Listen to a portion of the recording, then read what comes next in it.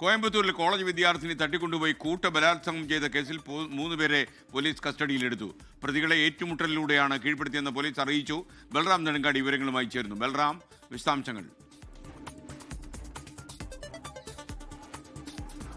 SKN Coimbatore വിമാനത്താവളത്തിന് സമീപം കാറിൽ ആൺസുഹൃത്തിനോടൊപ്പം ഉണ്ടായിരുന്ന കോളേജ് വിദ്യാർത്ഥിനിയെ തട്ടിക്കൊണ്ടുപോയി കൂട്ടബലാത്സംഗത്തിന് ഇരയാക്കിയ സംഭവം വലിയ തോതിൽ തന്നെ ചർച്ച ചെയ്യപ്പെട്ടിരുന്നു. ഈ സംഭവത്തിലെ 3 പ്രതികളെയും അറസ്റ്റ് ചെയ്തു എന്നാണ് പോലീസ് അറിയിക്കുന്നത്.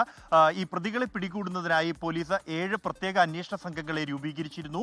പ്രതികൾക്ക് വേണ്ടി വ്യാപക തെരച്ചിൽ നടത്തുന്നതിനിടെ തൊടിയില്ലൂരിന് സമീപം വെള്ളക്കിണർ പ്രദേശത്ത് പ്രതികൾ ഒളിച്ചിരിക്കുന്നതായി രഹസ്യവിവരം ലഭിച്ചു. തുടർന്ന് പോലീസ് ഇവരെ പിടികൂടാൻ ശ്രമിക്കുന്നതിനിടെ ഒളിച്ചിരുന്ന പ്രതികൾ അരിവാള് കൊണ്ട് ഈ പോലീസ് സംഘത്തിൽ ഉണ്ടായിരുന്ന ഹെഡ് കോൺസ്റ്റബിൾ ചന്ദ്രശേഖരനെ വെട്ടി പരിക്കേൽപ്പിക്കുകയായിരുന്നു. തുടർന്നാണ് ആത്മരക്ഷാർത്ഥം പോലീസ് ഈ പ്രതികൾക്ക് നേരെ വെടിയുതിർത്തത്. 5 തവണ പോലീസ് വെടിയുതിർത്തു. 2 പ്രതികളുടെ 2 കാലുകളിലും ഒരാളുടെ 1 കാലിലുമാണ് വെടിവെച്ച് വീഴ്ത്തി ഈ പ്രതികളെ കീഴ്പ്പെടുത്തുകയായിരുന്നു.